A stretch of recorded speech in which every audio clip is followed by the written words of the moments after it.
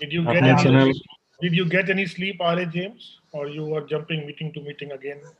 Uh, yeah, I'm juggling things now. I'm in a meeting. I'm in another meeting also, but I could not resist not seeing DTM Murag, deliver this presentation. So thanks. So we should say, "Oh, so sweet of you, R.A. James."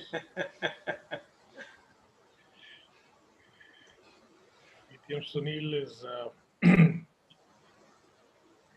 visible after a long time. I mean, he was mostly in the Africa this whole Yeah, last few African months. safari. Yeah, I have migrated to Africa. Without a visa, you have migrated. We have informed the authorities. I am the authority. Which part of Africa? Yeah, yeah. Ahmed will talk about it. I'll give you a few ideas. You keep me informed, Gurvinder. That's it. Yeah. George sir, you're unmuted.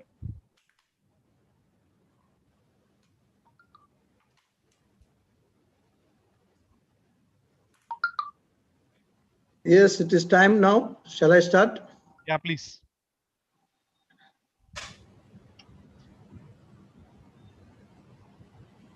George sir, please. Yep.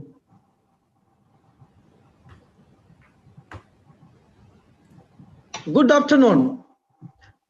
Meeting call to order. Toastmasters, distinguished guests, ladies and gentlemen. Welcome to the Club Door Series 5. From a district to a region. How one becomes 6. The mission of our District 105 is to build a new club and support all clubs to achieve excellence. For the smooth proceeding of the program, I request all of you to keep the noise-making gadgets in silent mode or switch off mode. Keep the mic and video off during the entire session unless you have been asked to do so. Respecting the pluralism, I request all the role players and speakers to refrain from speaking on controversial topics like sex, religious, and politics. Only the respective role players' mic will be unmuted during the entire section. Should you wish to communicate to the admin, please use the chat box and queries shall be addressed. I request the audience to maintain online meeting decorum during the speeches. However, encourage them with ample applause as and when need using the reaction buttons.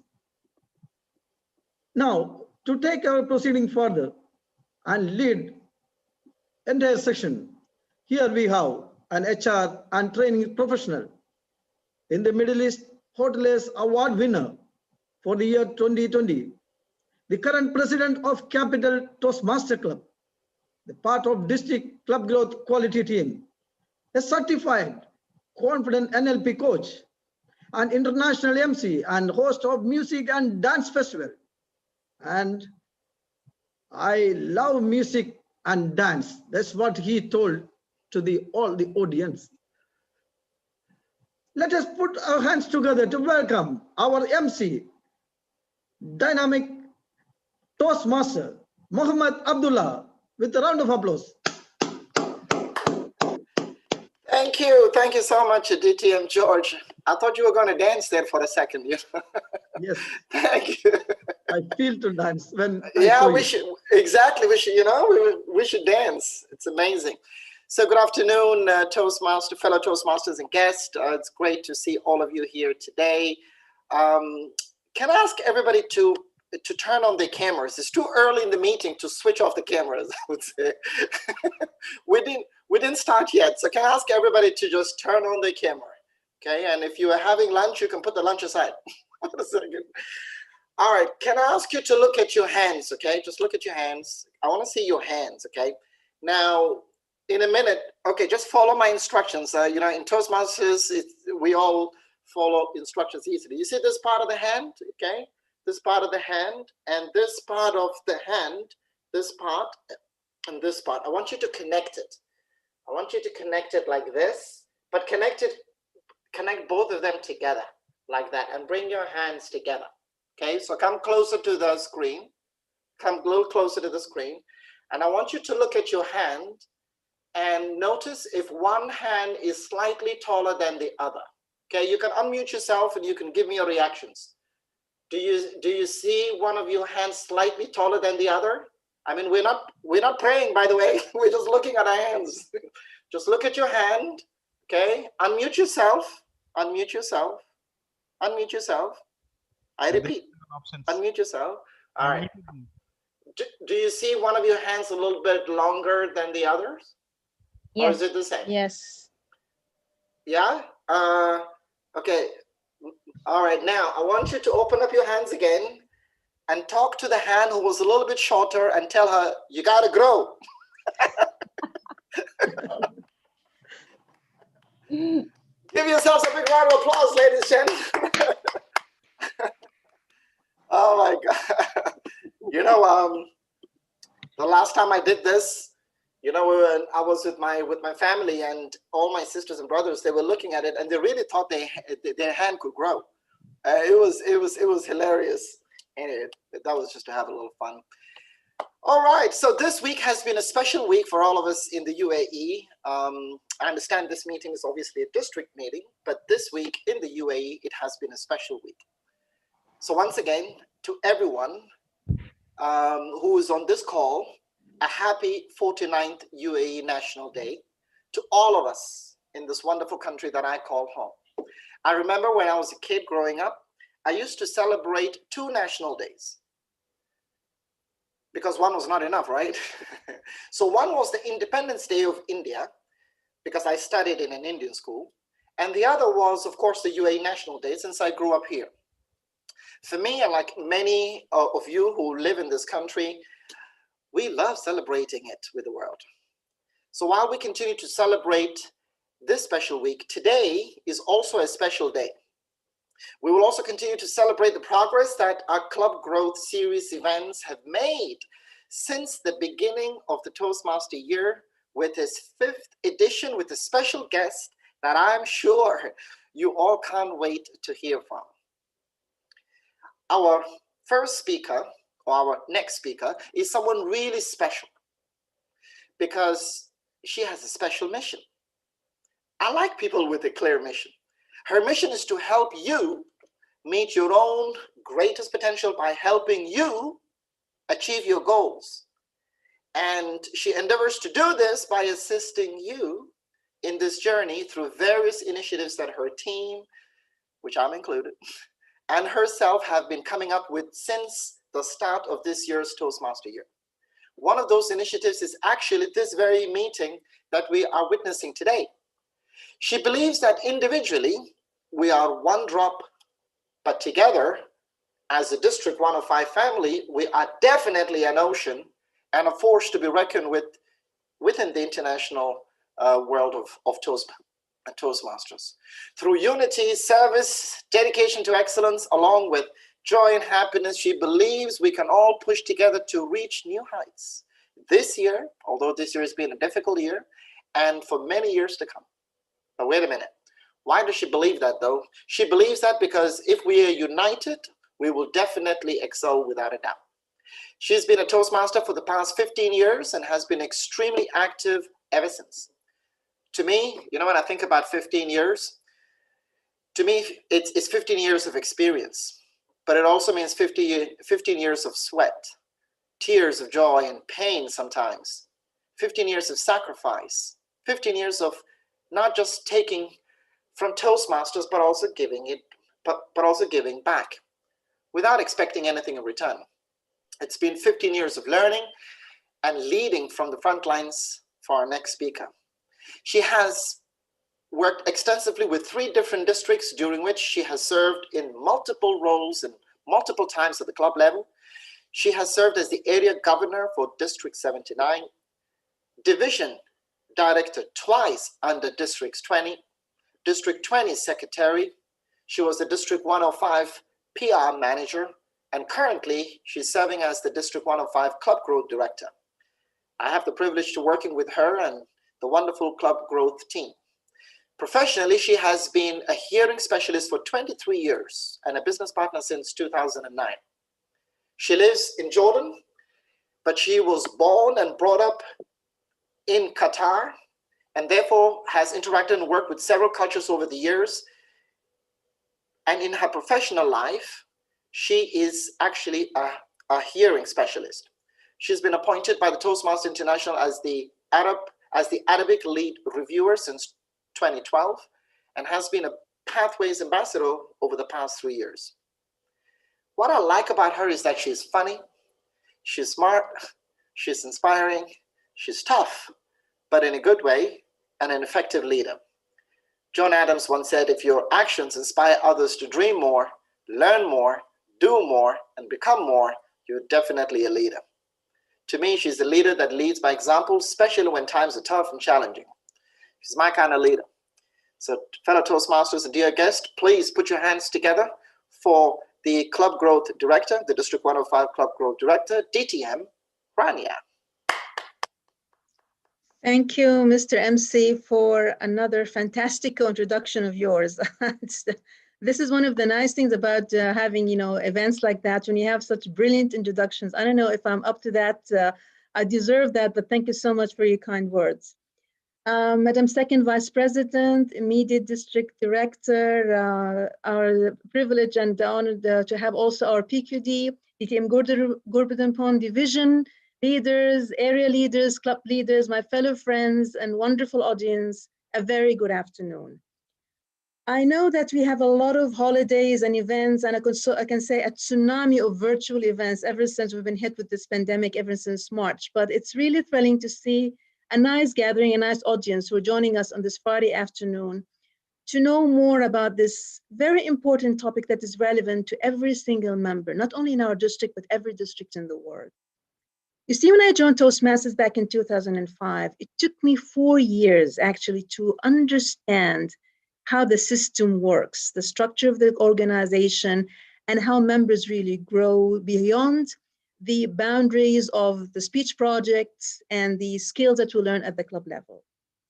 Now, I have certainly grown with 3 different districts, like our MC said. And when I started my journey, soon to become 16 years, we were 9 countries at the time. And our founder district, District 79, has given birth to 4 prosperous independent districts. At the time when 2011, I remember, when we split from District 79 to District 20 and District 79, I think our RA Sunil is here and some of our leaders who witnessed that period.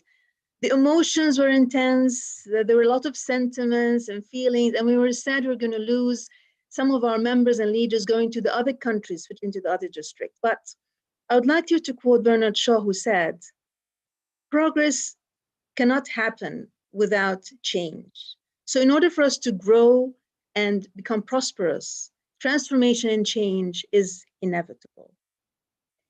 And today we're privileged to have a wonderful and an amazing speaker who's gone through this journey herself. When she joined many years ago, I don't think she had in mind that she's going to reach that far, because she joined as a member like all of us here in this virtual platform. And I'm sure when she has the opportunity to speak, she's going to highlight her own experience, how she's transformed from a member to soon to become at the helm of the organization. Just few years and she'll be there. We're privileged to have her all the way from Germany to share her perspective and her own experience on how growth in the membership and the leadership track is basically rewarding for the members, and also the growth of a district and how it can positively impact the growth of members within district by highlighting the European experience and how one district, her own district, and I witnessed that personally, has grown from 1 to 6 independent districts, also prosperous and doing very well in Region 10. To moderate the session, we have also another and important and a dear friend of mine, immediate past district director, DTM Robin Anand, who will moderate the session in an interview style, whereby he's going to ask us some questions, and later on you can share your own point of views and you can share your questions in the chat, which is going to be open directed to me in the Q&A session later on. Thank you once again for joining us on this busy Friday afternoon. Let's have a fantastic session. I would like to quote our master of ceremony here in this. And I would like to conclude by a quote by Robin Sharma that says, change is hard at the beginning, messy in the middle, but gorgeous at the end.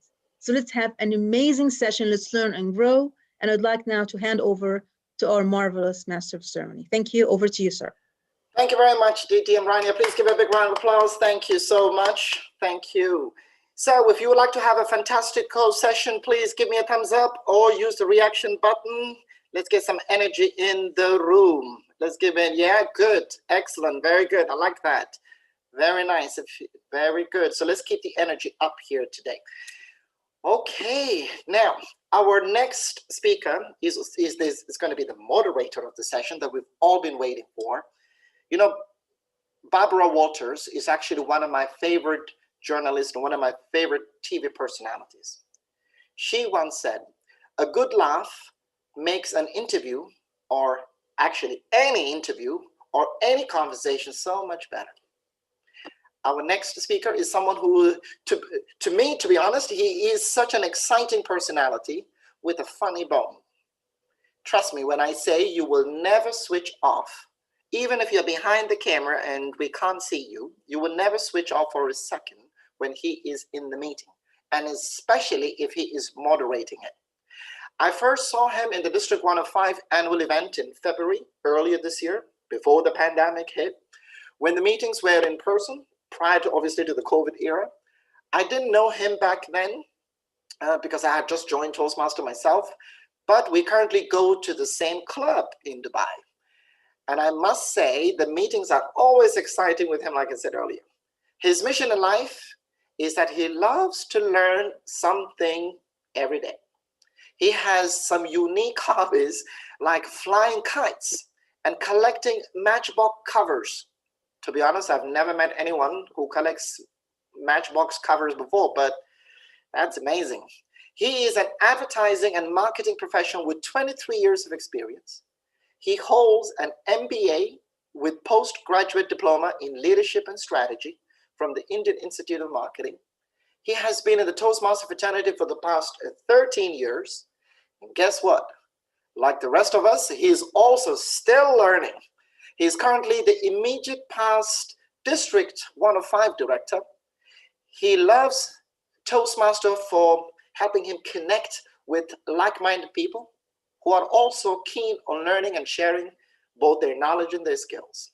He believes that it is debatable, and this is a big one, that it's debatable whether we need to learn more or unlearn more. But either way, Toastmaster has allowed him to keep doing both. During his term as the district director, he has initiated the reformation of our district and handed over this immense responsibility in the able hands of a past president, TTM Mohammed Murad. Our moderator today was one, actually, our moderator today was very fortunate because he was actually mentored by our special guest, TTM Murad itself. So ladies and gentlemen, fellow Toastmasters, and dear guest, please put your hands together for the fantastical moderator, DTM Robin Anand. Thank you so much, Toastmaster Ahmed. When you asked for my intro, I gave you a lot of things, but I never imagined you'll put everything here. But thank you anyway. Trust you to do that. Thank you. It's amazing to be here. And let me wish all of you a very good afternoon. To all of you in the district who are attending from outside the district, all the dignitaries, our special guests, region advisors, district leaders, everybody, a very warm good afternoon to all of you. And I would like to start by thanking the Club Growth Director team, Director DTM Rania and her team for this visionary idea of having a growth series. And especially today, we have a very special guest today. But now I'm going to do something different. Before I actually officially introduce the guest, I would like to share some facts about the organization so that we understand where does this dignitary stand? Why is she here, and what can she share with us that can change our perspective? So a little bit about the organization, because I think some of us know a lot about the organization and some of us can still know more. So let's all be on the same page. So I'll be quickly sharing some details about the organization and then I'll be introducing her. So I'll be sharing my screen now. So just show me a thumbs up if you guys can see my screen. Yeah, okay. Now the building you see in front is the world headquarters of Toastmasters International. And this stands tall today thanks to the visionary leader of Toastmasters International, Dr. Ralph Smedley. Around 96 years, close to 100 years ago, is when Toastmasters as an organization began. And today, you know what it is, but I'll share some numbers which will give you some perspective. If you already didn't know about it, we have more than 364,000 members across the world in 60,200 clubs, 14 regions, and 123 districts. Now that's a sprawling number. Imagine Toastmasters International from Colorado trying to connect with all these huge numbers. What a administrative nightmare it could be. So let's understand and unravel how does it all work.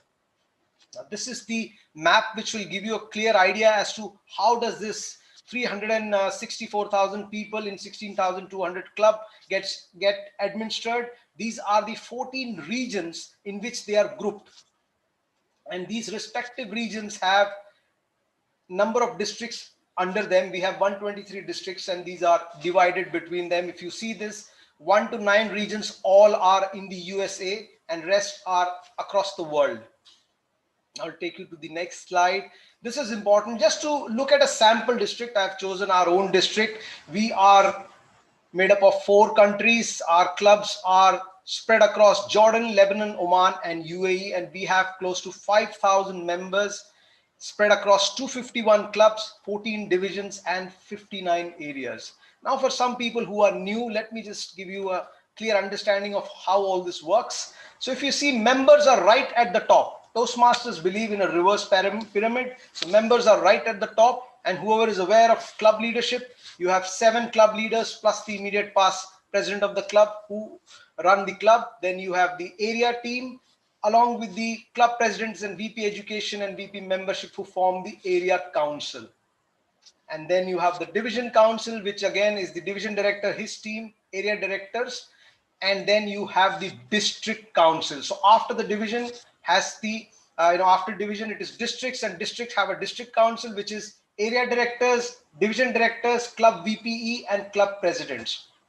And there is a district executive committee, which is minus the presidents and VP educations. So these are like 2 houses. If you understand how a parliament works, it's something similar. There are 2 houses. One is the executive committee. The other is the council. And then you have regions. So you have today 2 of our region advisors here. So they are people who facilitate this administration by the Toastmasters International by having contacts with the district and the other teams there. And then finally, you have the board of directors, who are the international president, first vice president, second vice president, international directors, and then the world headquarters. So now you understand a bit about how Toastmasters is administered. So right from members to the board of directors. Now let us see who are these key people.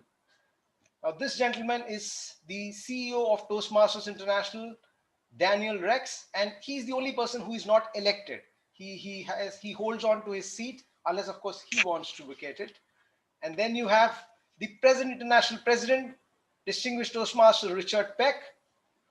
And then you have the 3 presidents, one the international president-elect, DTM Margaret Page, first vice president, Matt Kinsey, and our very special guest, distinguished Toastmaster Morag Matheson as the second vice president. So I think all of you would have got a little bit of idea about how the Toastmasters International and the entire body works.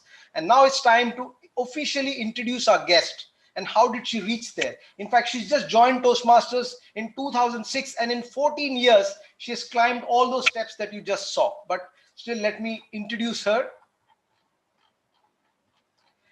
Distinguished Toastmaster Morag Matheson was elected second vice president of Toastmasters International at the organization's 89th annual international convention, which was held in August 2020, not long ago. And as a member of Toastmasters International Board of Directors, DTM Morag is a working ambassador for the organization. She works with the board to develop and support the policies and procedures that guide Toastmasters International in fulfilling its mission. DTM Morag is self-employed professional development consultant and chair of the board of Child Sponsorship Charity in Germany. Previously, she was the general manager and superintendent pharmacist for Belfast Cooperative Chemists, where she had full professional and business responsibility for a group of pharmacies in Northern Ireland. Her responsibilities including all aspects of strategy, service development, and delivery. Her professional qualification, she holds a master's degree in business administration from Milton Keynes, England. She served on pharmacy service boards of government departments in both Scotland and Northern Ireland. She also served on the board of USA Girl Scouts overseas in southern Germany. A Toastmaster, as I said, since 2006, DTM Morag is a member of her home club Erlangen Toastmasters in Bavaria, Germany. She has held a number of high-profile leading positions within Toastmasters and has attained the Distinguished Toastmaster designation, the highest level of education achievement in the organization. Now, she says growth in confidence is the biggest single benefit to be gained from Toastmasters. By establishing and extending their competence in all forms of communication and leadership, members are able to make a positive impact throughout all aspects of their life. DTM Morag has been extremely close to District 105 as she was a region advisor here and then the international director. And she has also managed to visit all our 4 countries. So now that is amazing. So let's give her a round of applause before we start the questions. Thank you so much, DTM Morag, for being here and educating us and sharing your growth story. So are you ready for...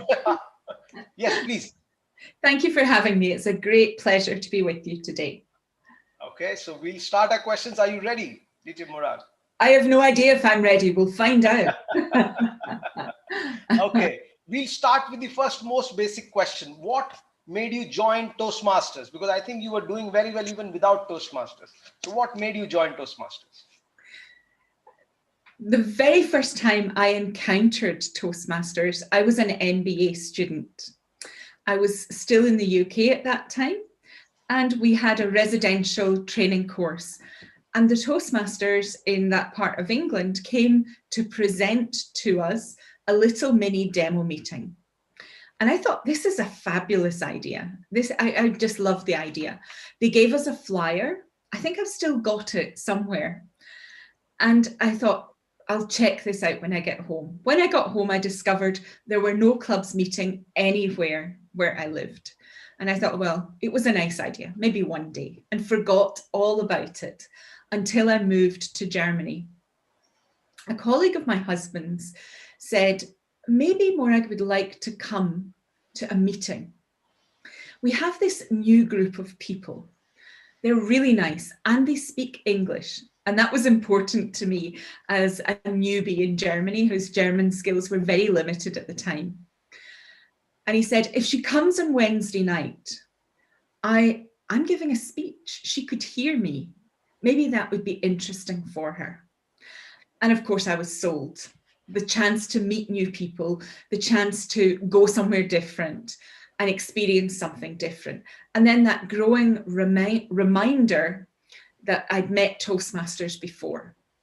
When I went to that first meeting, I'll always remember the date. It was March 15th, because this gentleman's speech was entitled, Beware the Ides of March, a line from one of Shakespeare's plays. And the Ides of March is the 15th of March. So I always know the date I visited my first meeting. At the end of that meeting, I discovered the club had only just chartered.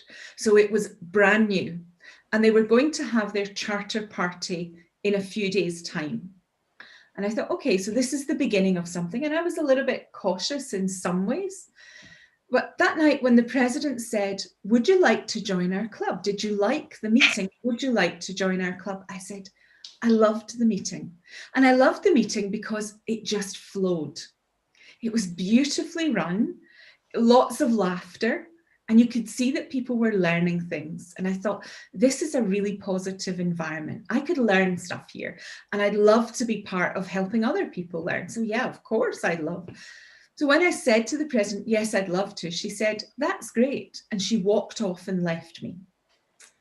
And I'm looking around thinking, I don't know who to speak to, what to do. Okay. Someone said, come to the charter party on Saturday. And I thought, I'm not sure. These are new people. Can I do that? And the lady said, I live in your village. I'll pick you up. So I had to go to the charter party. And of course, then I met other people. But I still wasn't a member. I still didn't have a membership form. The next meeting of the club, at the end of the meeting, the president said again, would you like to join? And I said, I'd love to. And she said, that's great. And she did the same thing. She walked off and left me. Okay, this is a bit strange. The next meeting, she connected me with the vice president membership. So we're making progress. The vice president membership said, I think I've got a form somewhere. Next time, come to the next meeting and we'll have the form. So we got the form, I filled the form, she lost the form, we got the form again. Remember, 15th of March, my joining date is August 1st. That's how long this thing goes on for. That meeting, the last meeting in July I said to my husband, who also joined on the same day, I said to him, tonight's the last night. If it doesn't happen, I'm done. And for me, I tell that story quite often because it was a real reminder to me that how we treat our guests really, really matters. We have to make it easy for people to join us. And so I knew if ever I had anything to do with it as a leader in my club, my officers would all know where the forms were, how to fill them out, and how to make guests members. We have to make it easy for people. But the other side of that story is also, I would have missed out tremendously on all that's happened in the last 14 years if I had not joined. And Toastmasters and the people that I have impacted would also have missed out. Someone else would have filled my shoes, but it wouldn't have been me. And so I think making that connection with the organization is such an important thing. You never know when a guest walks through your meeting door, what are they going to bring? You never know if they are someone who's just passing through, or if they're someone who's going to stay and commit and make a difference and be part of something so much bigger in the organization. So that's how I came to Toastmasters. I came just to meet people and was then so surprised when I saw the amazing learning opportunity. And on top of that, over the years, have discovered this community of learning, but also community of friendship, which I think is one of the beautiful things that we often have in Toastmasters. Thank you so much, DT Murag. That is amazingly insightful. And I think everybody now know that a demo meeting does work. You know, we have the board member, the second vice president convinced because of a demo meeting, and VB memberships, you almost lost her. So make sure that you don't do this again. We have in the house our past international president, distinguished Toastmaster Mohammad Murad. So can we have a round of applause for him? Thank you, sir, for joining us. And now we have the next question, Murad. The obvious next question is, now, of course, the VP membership finally was able to give you the form, and by August you were a member. But when you actually started going, did you really think that in 14 years' time you would be a board member of this organization? Did such a thought pass your mind? Never entered my head. I did what so many people do. I got involved in my club. It was about, here are my learning goals. Here's the things I want to do.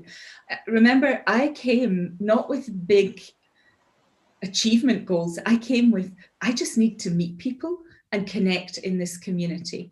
So that was the big driver for me. So being in meetings, in my home club before COVID-19, we would always go for dinner after the club meeting. So it was great. I loved that. I would be there. I'd be meeting people. But at the same time, I'd come from a position of being a learning and development professional. And so I was really interested in how people grew. And so being part of someone's learning journey was a big thing for me, learning to give feedback, learning to, in whatever guise, whether it was as a speech evaluator, as a member of the audience, whether it was feedback on grammar, anything where I could contribute to the learning of others. And at the same time, receive from the other members of my club. But for me, the beginning of my Toastmasters time was very much about my home club and me and my friends there, rather than anything beyond. I remember I'd been a member for about a year, and we were holding club contests. I don't know if I should tell you this story, but I'm going to tell you it anyway. We were holding club contests, and the way that my home club approaches things is when it's contest time, okay, you have people who really want to compete and who have prepared speeches. But for evaluation and table topics, it's like, let's just use this as a training session. Let us get as many of the members competing as possible, because we'll all have fun and everyone will learn something. And so I was persuaded to be a table topics contestant. What I didn't reckon on was winning my club contest. And then came the question, are you ready to go to area on this date? I'm like, area? What's an area? What does that mean for me? I had no idea. I just had no idea, because it was all about working the program in my club with my club members. And then I won the area. And the same question, are you ready to go to division? And division for us at that point was the little corner of northern Bavaria where I live, the whole of the Czech Republic, Austria and Hungary. We had a huge division. And I think in your part of the world, you know some of those big divisions as well from your past.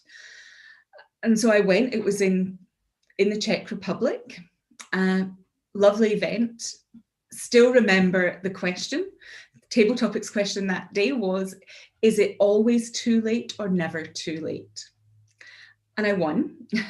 And then I got to district, and our district final was in Vienna in Austria. And Vienna is one of my favorite cities in the world. So I knew immediately I had to go.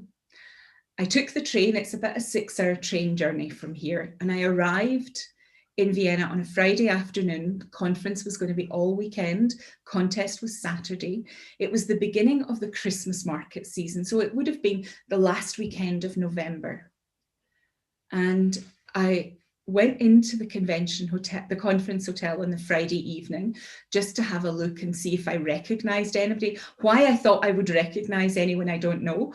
The only people I knew were the people from my area and from my division that I'd met along this contest journey. And I walked in, and I remember standing, it was a very impressive hotel in Vienna, standing in the hallway and looking at the gallery where the club banners were all displayed. And I still remember that moment. I can hear the lounge music playing in the hotel, see people sitting, having a drink in the evening, and just looking at all of these banners and thinking, I'm actually part of something much bigger than I realized.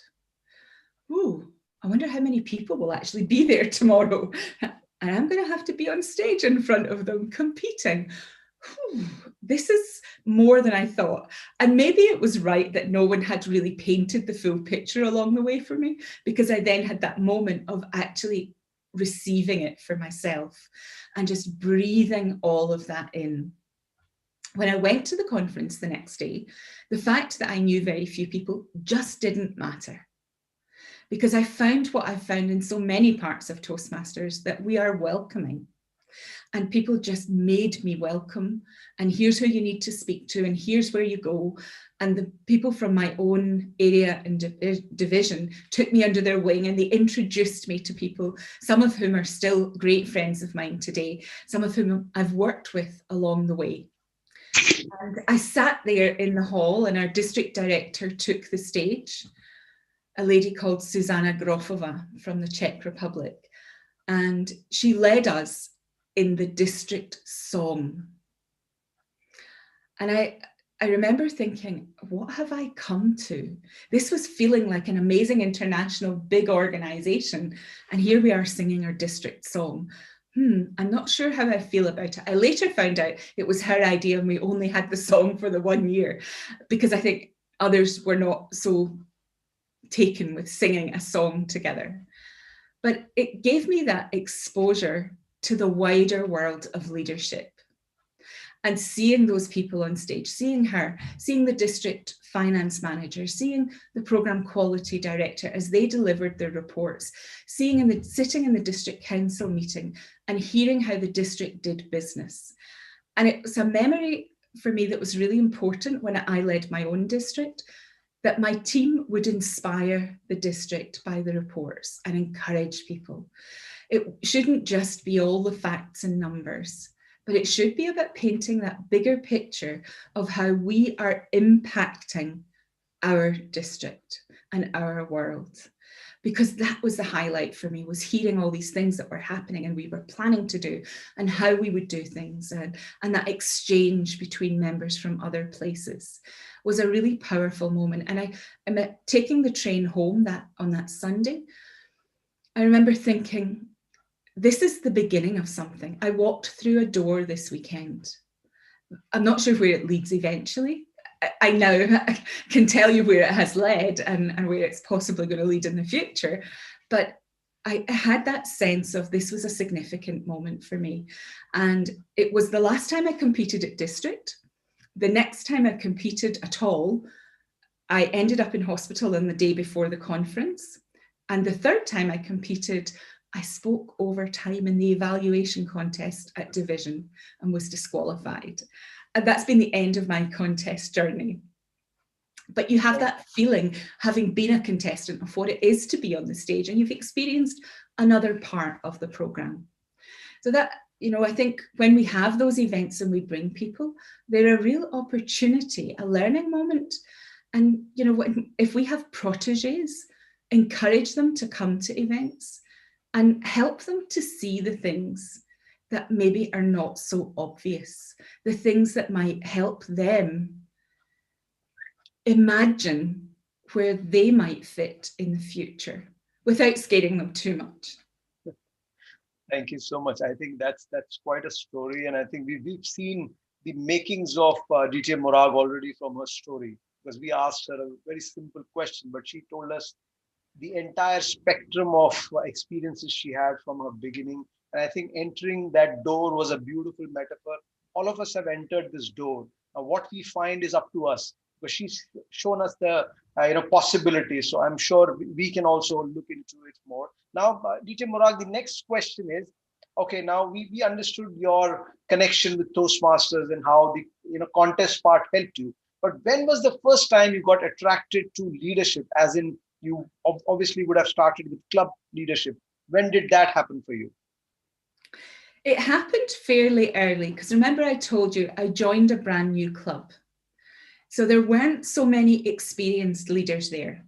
And many of the people who'd founded that club were expats who were, their term in Germany was coming to an end and they were heading back to the USA. So suddenly we had a gap fairly quickly in the club. There was this leadership vacancy. And because I'd shown myself to be really interested in the club and involved in all of it, the president that year came and said, would you be our vice president education next year? And I thought, I have no idea really. I knew the VP Ed and I kind of could see some of their work, but I'm like, whoa. How much time does this involve? What exactly do I have to do? And the response was, don't worry, we have a spreadsheet and we'll help you. It's not perhaps the best introduction to leadership, but because I'm up for a challenge. So it's like, how hard can it be? Of course, I'll learn how to do it. And if they say they're going to support me, they'll support me. I know that that's true. And they did have a spreadsheet, and it was the most unwieldy spreadsheet. There were hundreds of columns on this thing going back. And I thought, I tried with it for maybe a month and then said, no, I have to put this spreadsheet to bed and find a different way to do the role. So very quickly had to make it my own. I had to read the manuals and find out, because there weren't a huge depth of experienced leaders to turn to at that point. And then you have club officer training that I don't know what it's like in your district at the moment for club officer training, but my experience is that it can be the good, the bad, and the ugly, to be honest.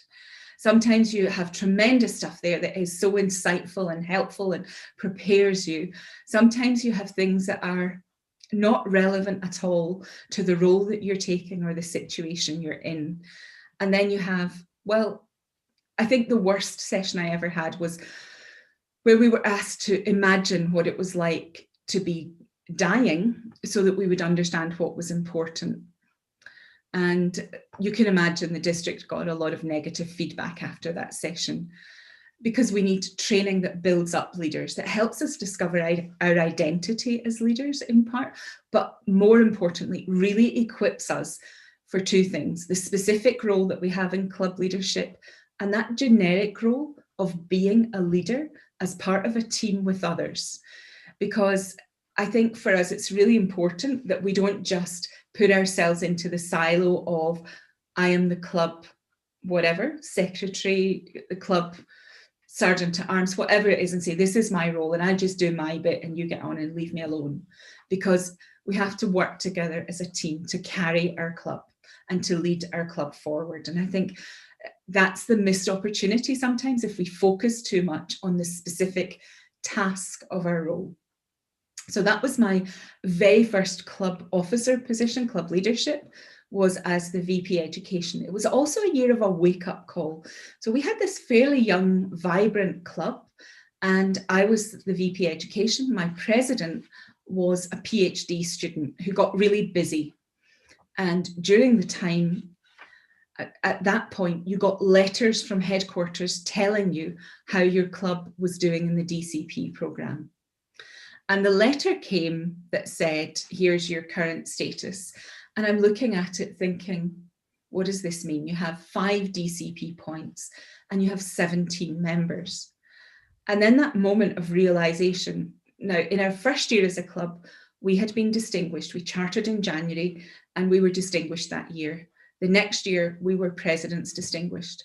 And then I'm looking, thinking, so wait, we're not meeting the minimum qualifying requirement here. These 5 DCP points go for nothing if we don't sort out the membership issue. And I'm really glad I had that moment of realization at the beginning that said membership matters. And because we can gain or lose so much by having members who are engaged and active and having enough members in our meetings. And then was my first time ever to actually stimulate a membership growth campaign. We did a men versus women event in the club where the winners, the club would host a barbecue at the end of it. The winning team would enjoy the barbecue and the losing team would host the barbecue. And this would be the time for us to celebrate all our new members. And the women won.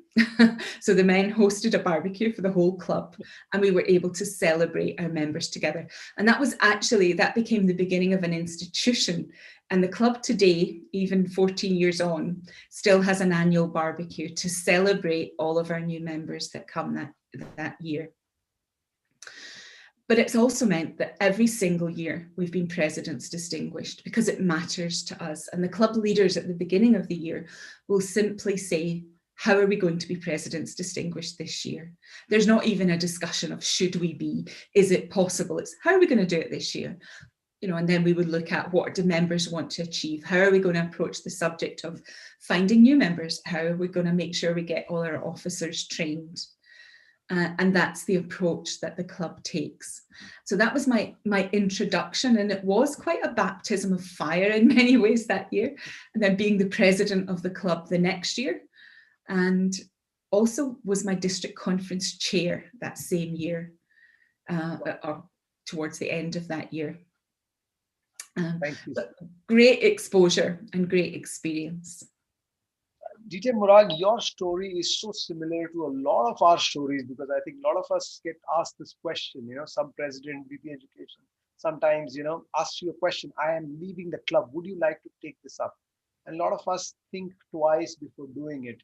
But hearing your story, I think, that's the way to go. When you get an opportunity, you take it, you make it happen. And when a club officer training comes along, you read your manuals. There's no magic or there's no rocket science behind it, as she has proven. And of course, the club culture and all the things that you do contribute. So brilliant. Thank you. Now we have another question. Now we know you were attracted to club leadership. You became a VP education. The next year you became a president and also the district event chair. So when you were doing all this, did the thought of actually serving right at the top in board of directors cross your mind, or when did it actually cross your mind that you can go the whole way? So Europe was a very young district, so we didn't have this great depth of leaders. We didn't have lots and lots of past international directors to look at, and back at that point we didn't have region advisors either, so we didn't really have the same big connection with the rest of the world, perhaps, in the way that some districts do. We were, as I say, a very young district. We became a district in 2003-04, and here we were just a few years later. So for me, I didn't really aspire to that because I didn't understand it. I didn't see it. What was a big driver for me was I want to be involved and I want to make a difference. And when an opportunity comes, I'm going to see, can I say yes to this? I'm not going to immediately say no and then regret it, because I recognized in my younger life, being quite a shy, reserved individual, I'd often said no to things because it just seemed like too intimidating, or that would put me in the spotlight. No, I'm not going to do that. And suddenly I found myself in a position where I was able to say, let me think about saying yes to this. If I said yes, what would it mean? What would I have to sacrifice? Or what would I gain from this? How could I benefit others? And benefiting others and making a difference are important values for me. So those were the things that for me motivated some of that to come. And serving as the district conference chair was my opening into leadership beyond the club, and was when that affirmation, in a way, came from another leader, came from the person who was our program quality director at the time, who said to me, I'm going to be district director next year. I've really enjoyed working with you. Would you be my administration manager? And asked her the usual question, what does this involve? And said, yeah, I think I can do that. That will be fine.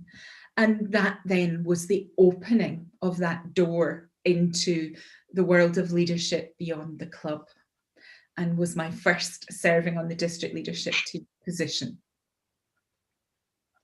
So you quite early on got an inclination that you had it in you to serve in a bigger role because of your district chair role, plus you being, getting into the district leadership quite early on. But then you also had a very positive habit of saying yes to challenging roles, which is amazing. Now, talking about challenge, tell us about, in your 14-year career as a Toastmaster, what is the most challenging role that you came across, or the most challenging situation that you came across as a Toastmaster leader?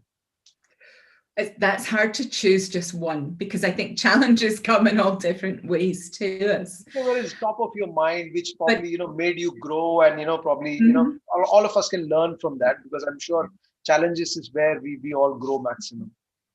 So one of my really big challenging points was becoming the district director of District 59. And that was in 2012. And I had served as the program quality director. I was elected. My district director at that point, someone I knew very well. She'd been my area director when I was club president. So we knew each other really well. We worked well together. We're still friends today, I have to tell you that.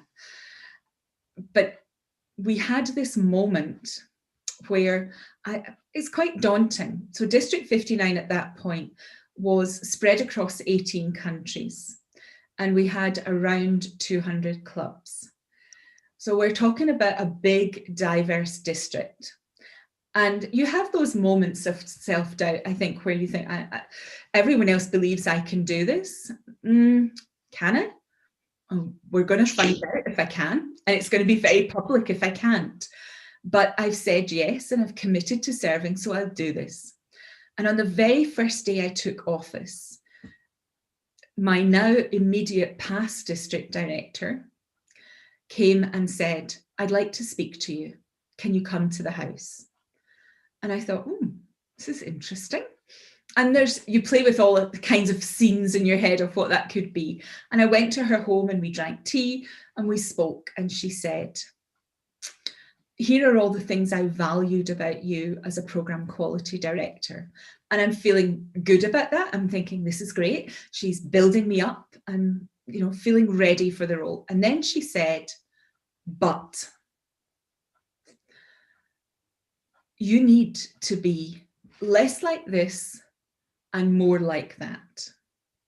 And gave me a big list of things where she felt I failed in character or in approach, anything. But with all of them told me what I needed to be like. And I was quite shocked. And I thought, we had a whole year together and you never gave me feedback at all in the year. And you've chosen this moment now to give me this feedback. I have to receive it, because I think feedback is always valuable because it's someone else's perspective. And therefore, she has the right to hold that perspective. And I will receive it, but I have to deal with it. So I can accept to take it all on board. I can say, yes, you're right in everything, and I will change in all of those ways. But I didn't do that. I really reflected on what she said, on the feedback I'd received from other people too, and what I saw about myself. And one of the things I came to the conclusion of was, what she was actually saying to me is, you need to be less like you and more like me. And that's a dangerous thing we do as a leader, if we try to make people be just like us, because we are all different. And leadership is so much more than a set of skills. It is about that character, the motivation you have, the how you do things that changes. And we need different kinds of leadership for different situations. With the benefit of history now, I look back and I see the district that she led and the challenges she faced and the circumstances that she had to deal with. Her leadership was right for that. But I had a different leadership task. I was in a different circumstance. So it needed a different kind of leadership. And that was a defining moment for me. That was a moment where I thought, I have to learn to be my own kind of leader. I have to understand, who am I as a leader? And I have to develop in that. I would never say I am completely finished in learning to be a leader, because I don't think you ever are. I think you can always learn, you can always grow from that. But you have to know who you are as a leader.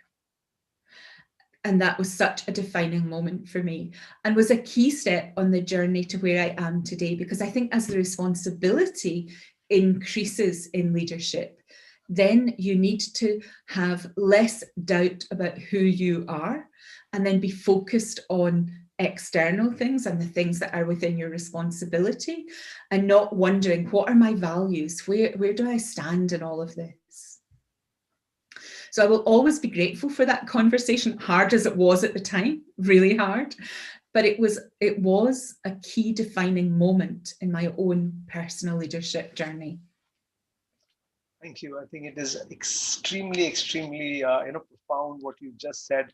It's very difficult to be your own person when you have doubts surrounding you and people asking you questions. And leadership can be a very lonely spot, especially when you are in a tight spot. So I think it's an amazing story that I'm sure all of us here can learn from.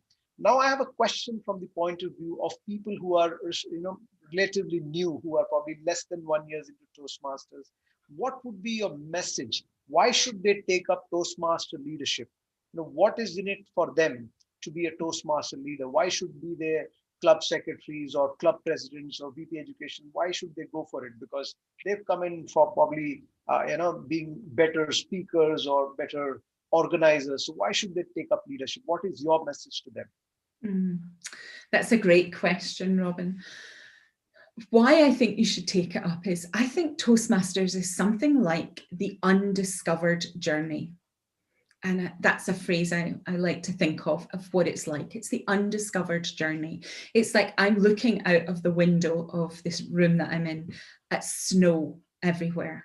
Now I know what's under that snow because I was here when the snow fell. But if I were just arriving and looking at the snow, I have no idea what's under there. And I've either got to sit and wait until the snow melts, or I can clear the snow a bit and see what's under it. And I think that's what can happen to us in Toastmasters. We can actually clear a little bit of the snow. So that point I said about, think about saying yes before you immediately say no to something. And do things that maybe you think, do I really need to do this? Do I want to do this? And take the moment to reflect on what am I learning here? Because it's amazing. So many different experiences bring us different kinds of learning. And then as we look back, we think, I didn't really want to do that, but oh boy, I learned something in that moment that helps me in my wider life, in my business life, professionally, in my relationships. I learned how to do that through this experience. So I think that's one thing. Another thing I'd say to new members is always be curious. When you see things you don't understand, ask. When you're not sure, just ask. What if? What does that mean? How does that help? How can I use this? Where can I get involved? If you sit back, it's quite difficult for learning to come to you. And that's a slow process. If you sit back and observe in every meeting, you will learn a certain amount. You will learn how other speakers speak. You will learn how other evaluators evaluate. You will learn how other presidents preside over their clubs. But how will you do it? You're only ever going to find out if you do it. And then you get those moments to adjust, to do it, get the feedback, adjust, keep going. So be curious about the things that are happening.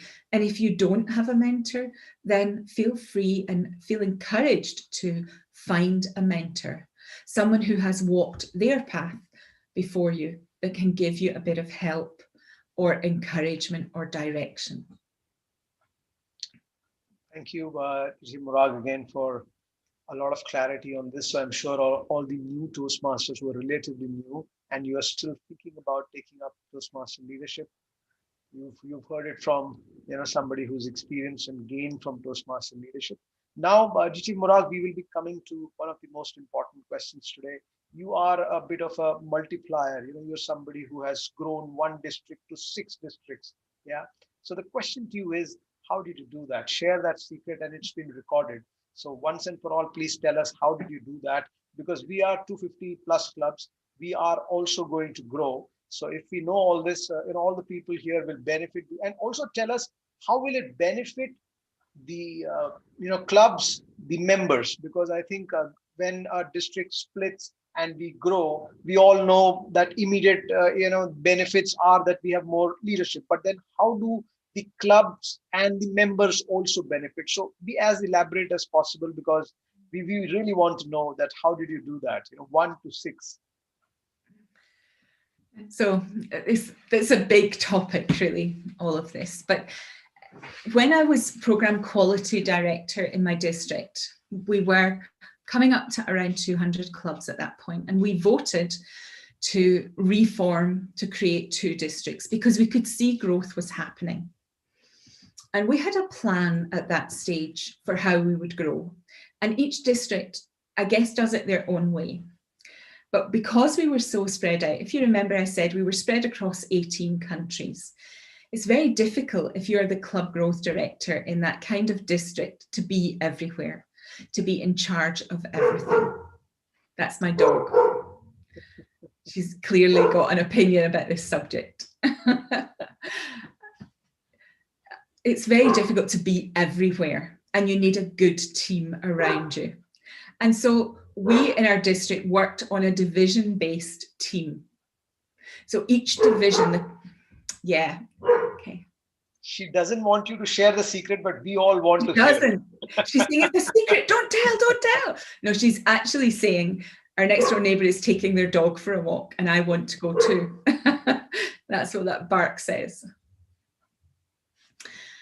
So we worked on the principle of the Club Growth Directors team was based around division, and we had to devolve the responsibility for growth to division level, so that the division directors.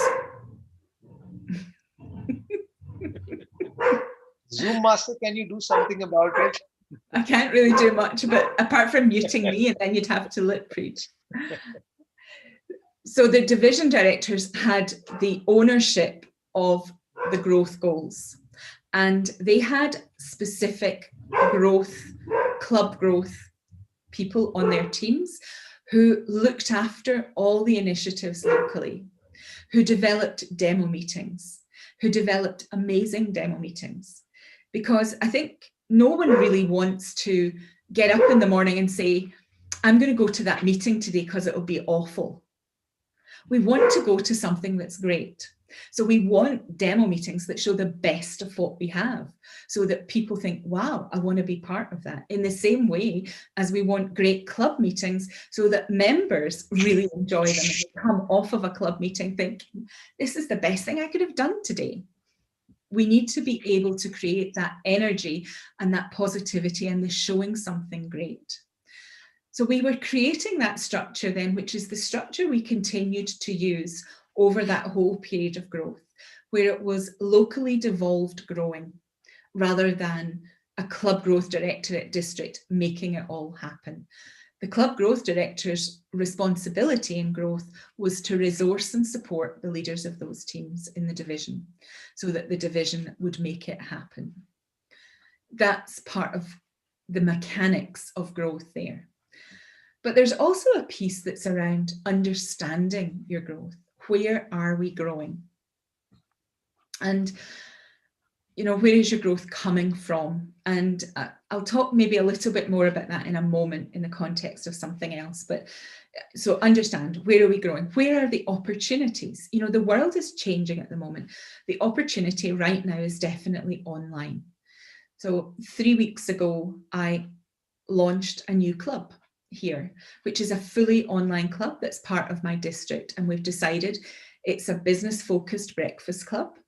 We describe it as being like an espresso shot on a Friday morning. So before this, I had from 7:30 to 8:30 this morning, my time, the meeting of that club. And we're finding there are lots of people who agree we want to be part of that. A club that's going to stay fully online, that's going to help us with our business skills online. So understand your moment, understand where the opportunities are, and focus your teams, the people who are growing clubs, towards those things. That's an important part of it.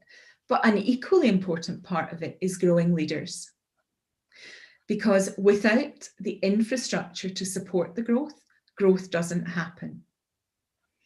So constantly be looking for, how do we build up leaders?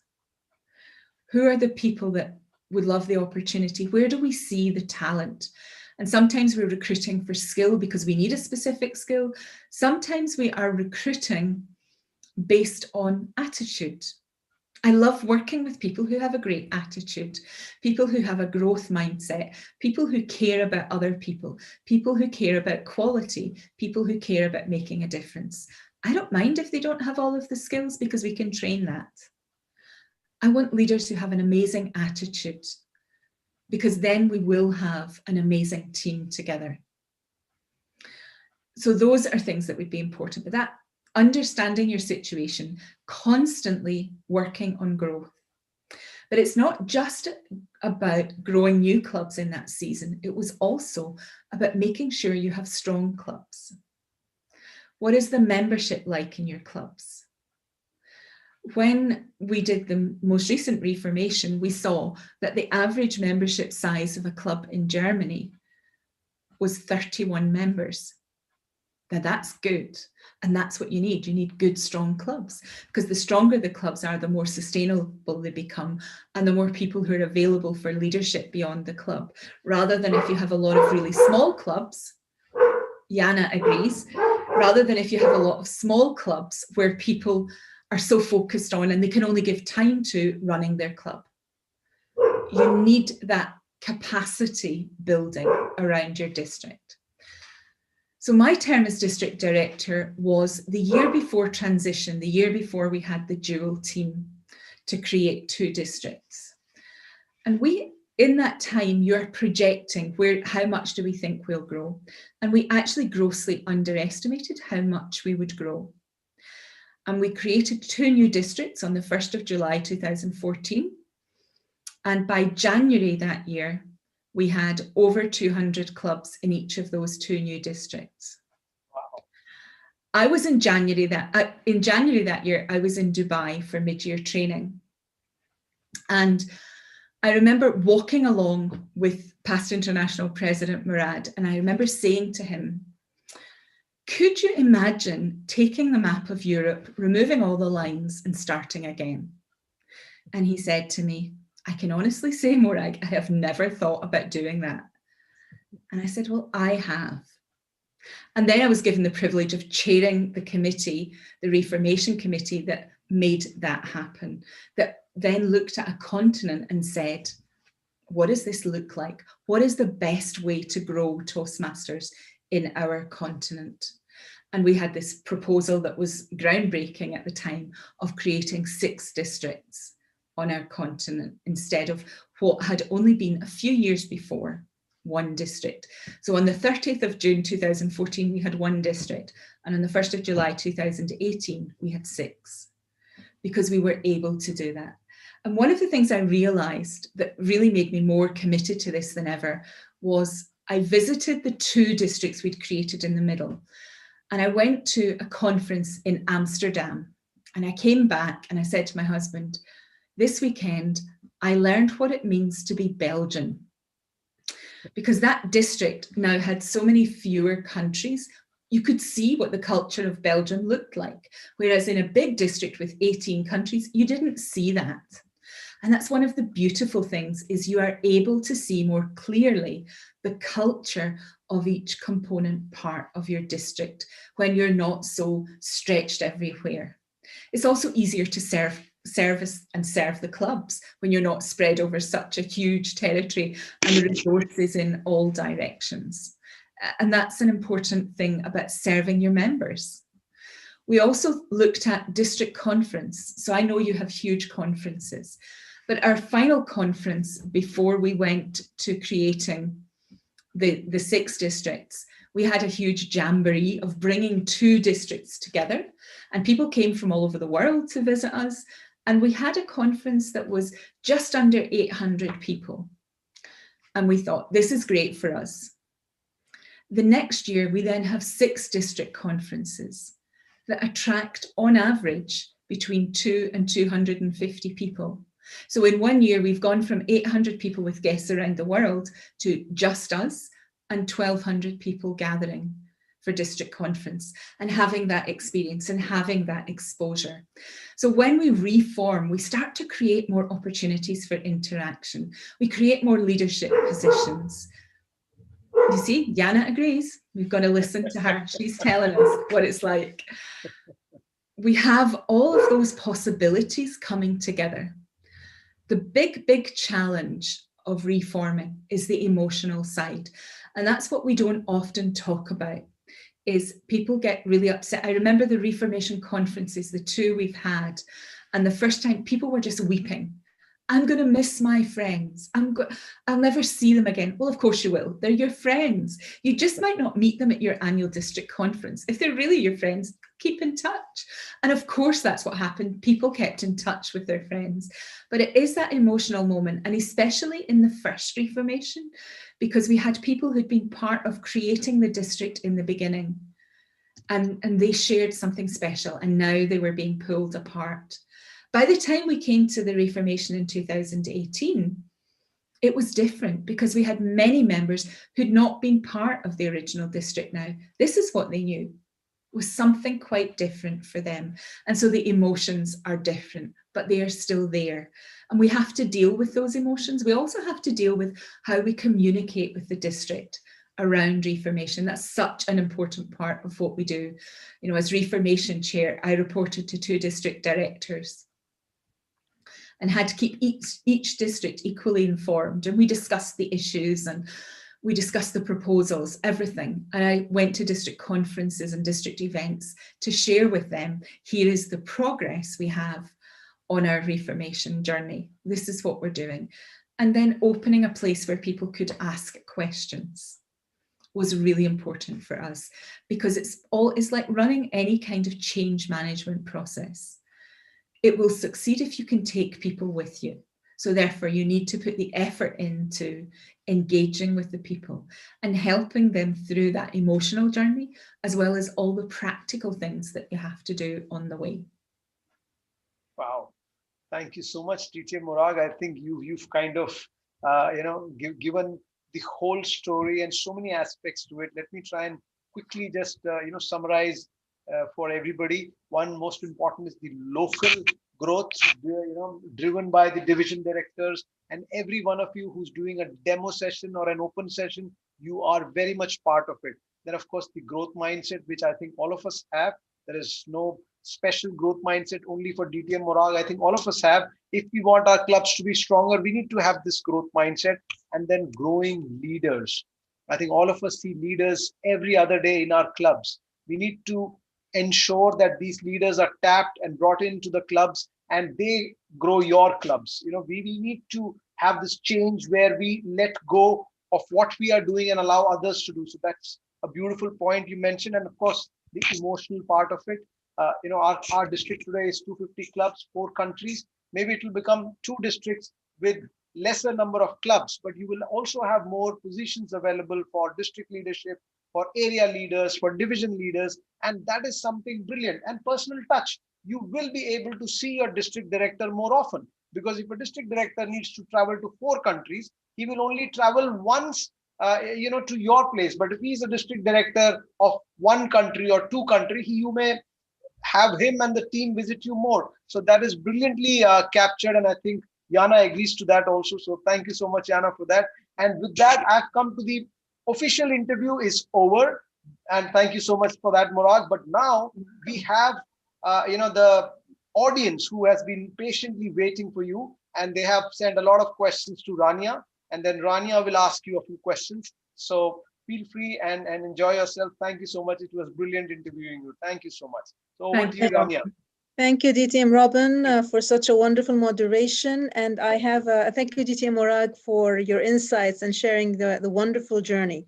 I have a number of questions from the audience. The first question is, have you been politically, have you faced political opposition, let's put it that way, where basically your integrity was challenged? And if you faced with such a situation, how basically you dealt with it during your leadership journey? Yeah, I think I don't have a specific instance that I would point to. Mm-hmm. But what I would say is that because we don't always understand what is happening to people, sometimes we make up stories in our own head and we interpret behavior or situations in a particular way. And we think, well, if they did that, it must be because, or if they didn't do that, it must be because. I saw when I was PQD, I saw we had a group in one corner of our district where we had someone that was trying to build a little empire and create distance between the district and the little empire, and keeping people in the dark, using language to keep people in the dark, saying, I know your English isn't great. Let me be your liaison, your communicator, which then sends the wrong messages, and people don't know because it's secondhand, it's filtered. And then you have to deal with that. We had to bring that into the open. And that was one of the situations I had to deal with as a district director, actually, was bringing that situation into the open.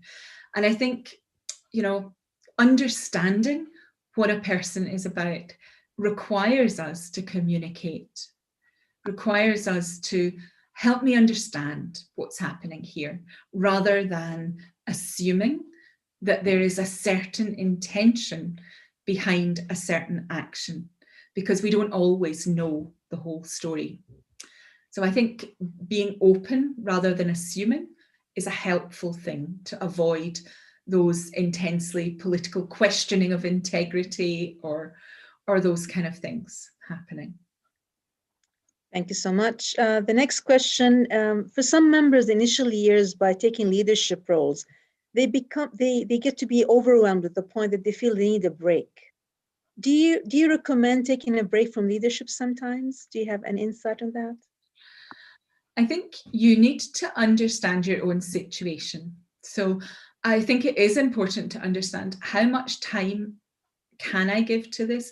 How much time am I willing to give to this without compromising my health, my family, my job, because those things all matter. So what can I give? And for me, I've talked a lot about saying yes rather than saying no, but I also know how to say no. And there are times when I will say, I'm sorry, I can't do that for you, but let me help you find someone. Because that's important, that we're part of the bigger picture of having great leaders raised up and serving. So I think one of the responsibilities of leaders I see is that leaders develop other leaders.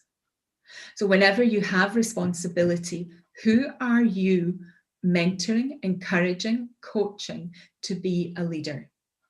Who can you share some of what you do with? Who can you bring into those circumstances and let them see what leadership is about? And I think taking the responsibility of whatever the leadership position is, that is a great thing, but we must always be looking to develop other leaders. And if we make that a part of our culture, then we can avoid some of these, oh, it's got to be you again, because there isn't anybody else. And I think for me, one of the things that always challenges me a little is that line in our Toastmasters promise that says, I promise to serve my club as a leader when called upon to do so.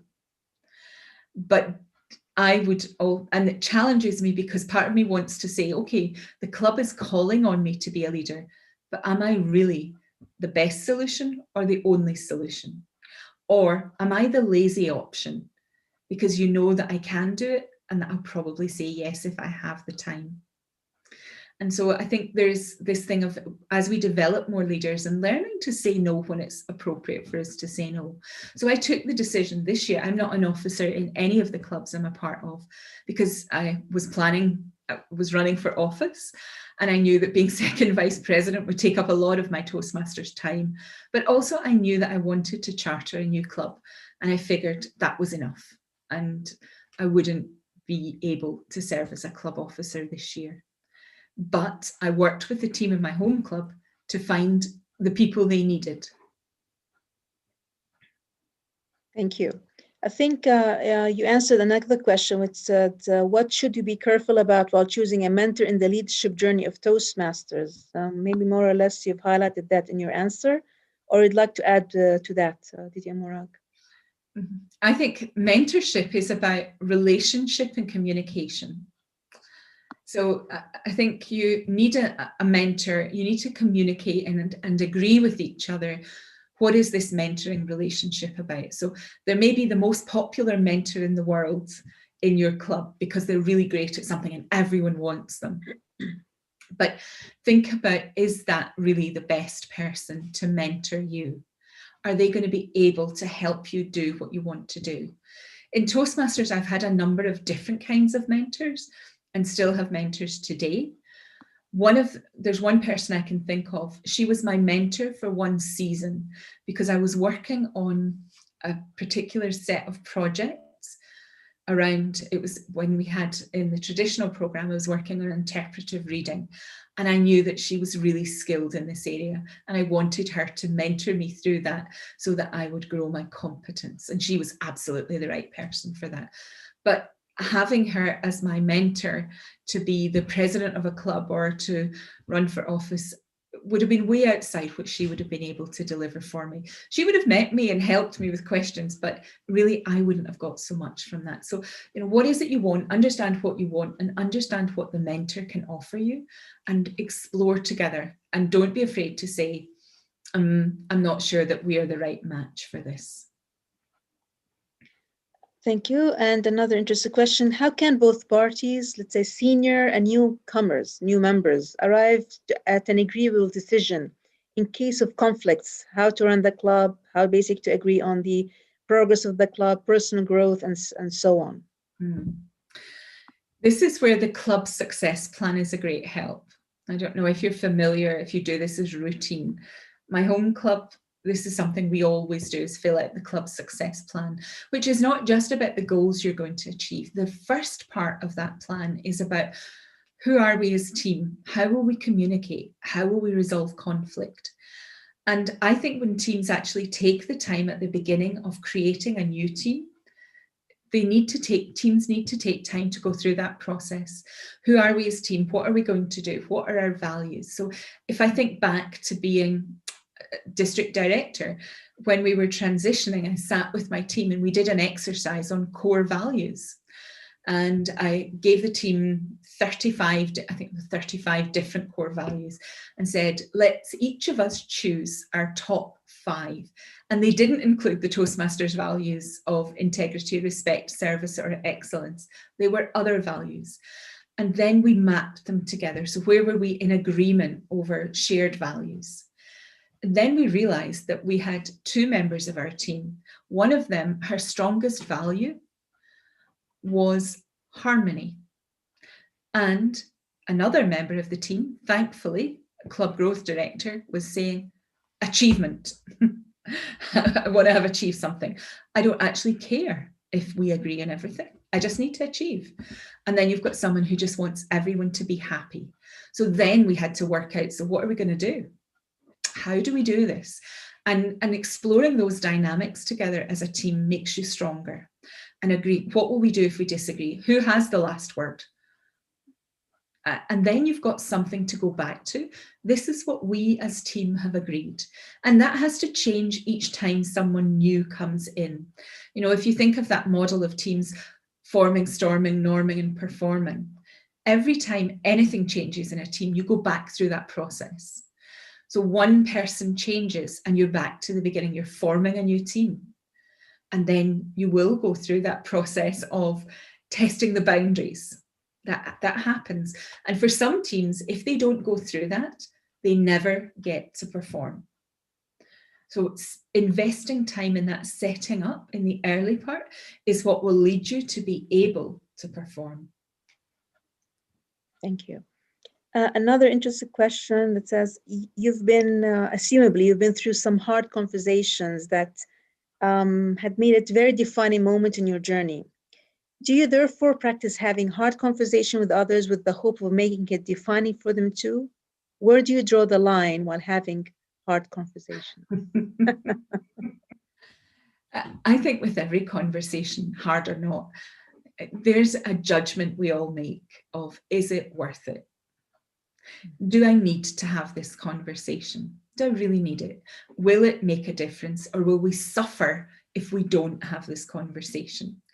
And so the person asking the question is absolutely right. You cannot go through leadership without having to have hard conversations, or your leadership will come unstuck at some point. There is a saying that leaders, or managers in particular, get what they walk past. So what are you prepared to put up with? If you walk past certain things, so turn a blind eye to things that shouldn't be happening, or you allow bad behavior to continue, or disruptive behavior to continue, then that will keep going, because the people who look to you as the leader will say, well, it must be okay for her or him, must be okay, because they've not said anything. So there is something about setting the right expectations. And I'm a great believer in expectations at the beginning. And that's all part of this working together at the beginning. What do you expect of me? I will ask teams that, usually do. What do you expect of me? And so that I know. And then I can work it out. I won't disappoint you without knowing that I'm disappointing you, and vice versa. So I think setting things out well is important, and choosing the conversations that you're going to have. Will this make a difference if we have this conversation, or if we don't have this conversation? Do we need to? And of course, then you work out the best way to do it. So the conversation I spoke about earlier with my immediate past district director, that was a hard conversation. a very hard conversation, but she did it in the way of, it was just the two of us. It was privately, it wasn't in front of the rest of the team or in a very public way. So that allowed me to receive her comments in that way. And the same with behavior in teams. You know, there are times, it happens to every leader, when you have to say something. And the main thing is to find your voice in that, so that you are not accusing, but you are supportive, and you are looking to the outcome. What is the outcome I want here? I want this to work well. I want that person to be respected. You know, this is where our core values are so important. I want them to be respected. And that is so key. So if I think I want to have this conversation, how will I show respect in the way that I conduct this? I fully agree. Another question, for senior Toastmasters who have been or are part of the district leadership, what is the key benefits of seeking higher levels in leadership, and what would it take from their side to pursue it, in your opinion? That's a great question. I think when you pursue higher levels of leadership, we always learn new things. And if you look at our leadership structure, when you lead in the club, you learn certain skills, and you learn to take care maybe of a small committee if your club works on a committee structure. Or you learn to, when you come in as president, you're learning to set vision for your club. You know, what is it you're asking your club members and your officer team to support this year? You're learning to manage plans and oversee that leadership.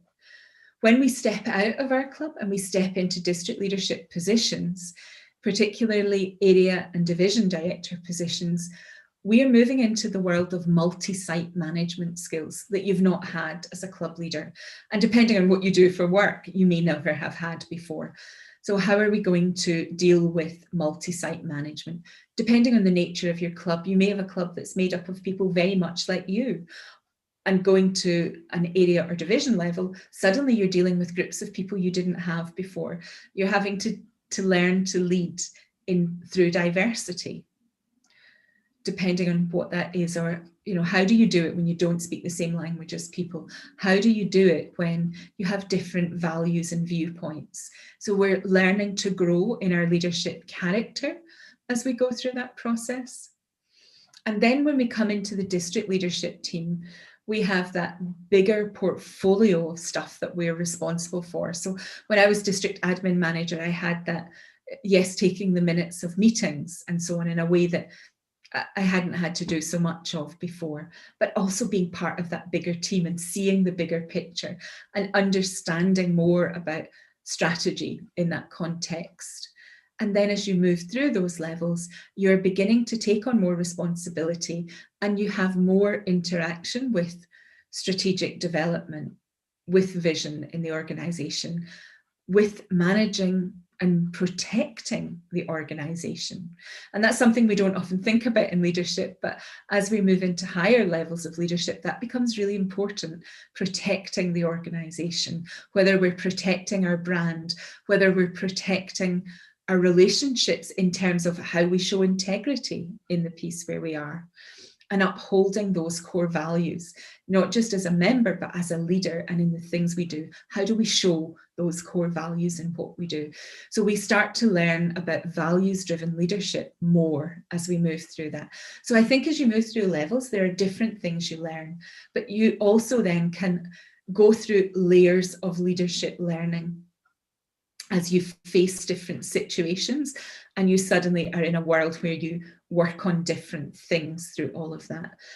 And I think, you know, seeking out those things, speak to people who've had those roles or have those roles, and ask them great questions. Ask them questions about, what did you learn?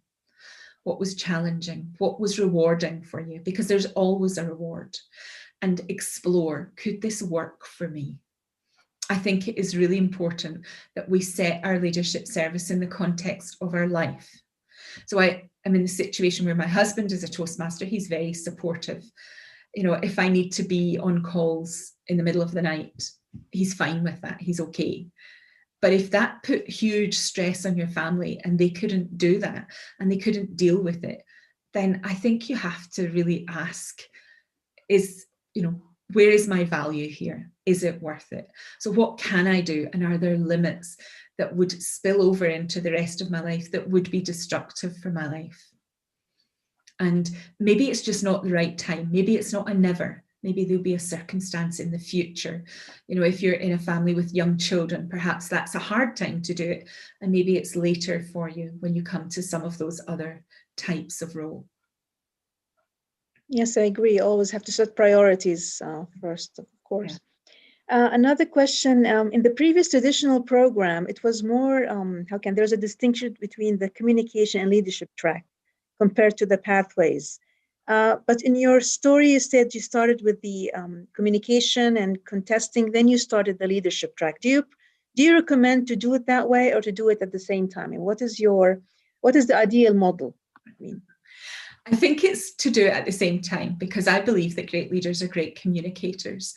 And although my first experience was about competing, that didn't mean I didn't do leadership tasks, because I was involved in things in my club. So involved in all different kinds of things that build leadership skill. And if you think, leaders learn to give feedback to others. That's something we do in every meeting.